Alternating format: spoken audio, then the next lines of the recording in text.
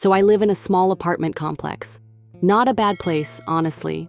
Quiet most days, friendly neighbors, for the most part. But a few weeks ago, I started noticing something weird. I'd order stuff online, nothing expensive, just the usual like books, vitamins, even a hoodie I really liked. And somehow they'd never show up. At first, I thought it was just the delivery company messing up. Maybe they dropped it off at the wrong address or left it out and someone random just grabbed it. I gave it the benefit of the doubt. But then it kept happening. 5 different packages in the same 2-week span? Come on, that's not bad luck. That's a pattern. I remember coming home after work one day and seeing the delivery notification on my phone. It said the package had been delivered around noon, but when I got to my door, there was nothing. No box, no note. Just a weird, empty feeling and this little sting in my chest, like someone was messing with me. And then, the worst part, I started questioning myself. Did I actually place that order? Did I imagine it? I even went back through my emails and tracking links just to be sure. I wasn't going crazy. Those packages were real and they were getting stolen. The weirdest part. It only seemed to happen when this one neighbor was home. I didn't know her well, just that she lived 2 doors down, worked from home, and was always kind of nosy. Always watching from her window, always overly curious about what you were doing. Something about her made me uneasy, but I didn't want to accuse someone without proof.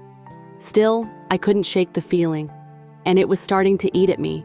You know that feeling when you're being lied to, but no one believes you yet? That was me. So yeah, that's when I knew. I had to do something about it. I wasn't going to keep getting stolen from and just sit there doing nothing.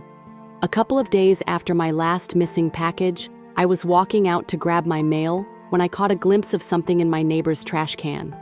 Now look, I'm not the type to go digging through people's garbage, but what I saw, it stopped me in my tracks. There it was, half of a torn Amazon label, still stuck to part of a cardboard box. The same brand I ordered. Same name. My name. I didn't want to jump to conclusions.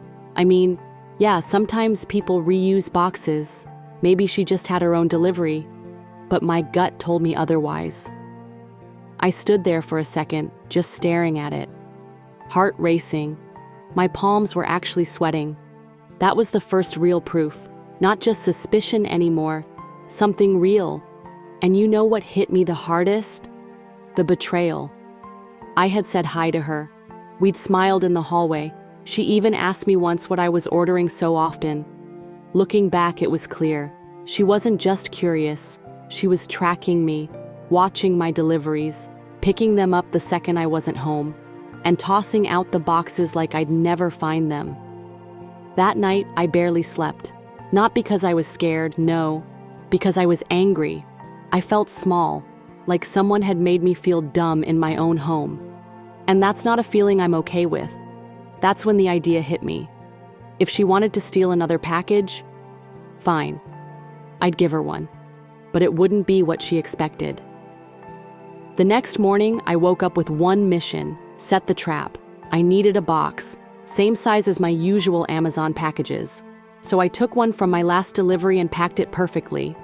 But inside, nothing valuable, just a whole bunch of glitter, the kind that sticks to everything for days.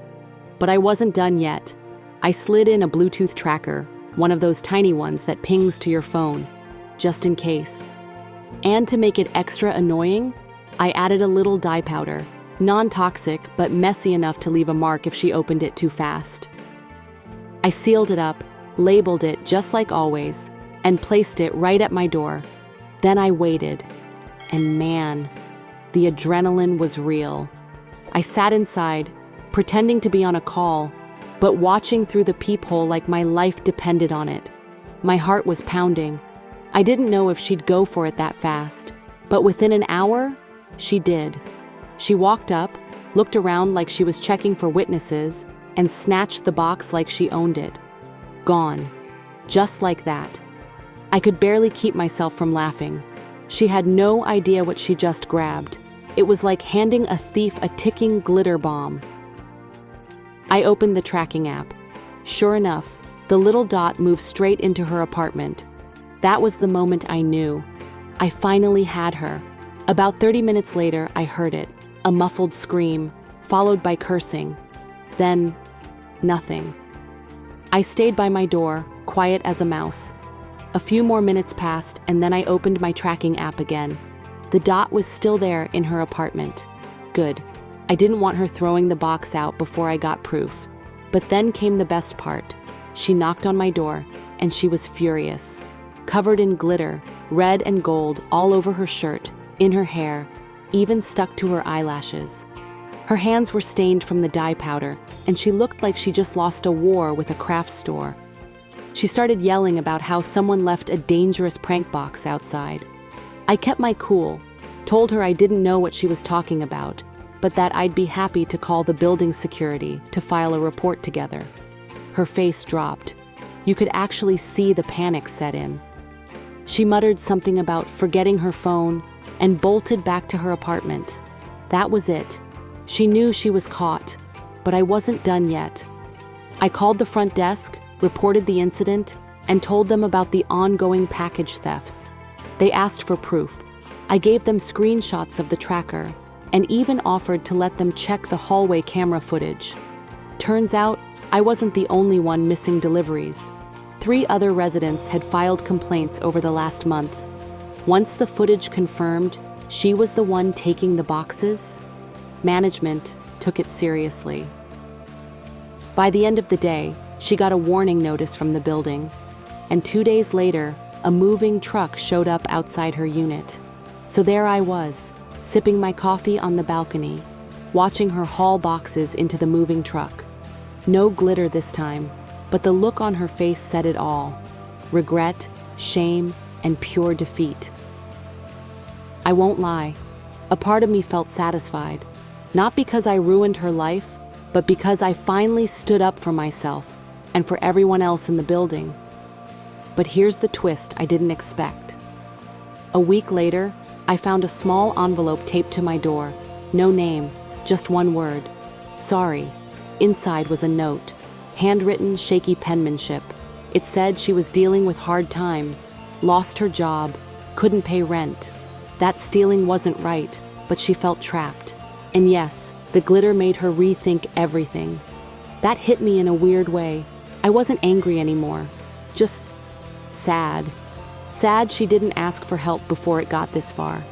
I never saw her again after that, but I kept the note, not as a trophy, but as a reminder that people mess up. Some learn, some don't, but we all have choices. Now, I still get my packages, and I still smile every time I see glitter at the bottom of the mailbox. A little reminder that sometimes karma doesn't need to be loud. Sometimes it just needs to sparkle.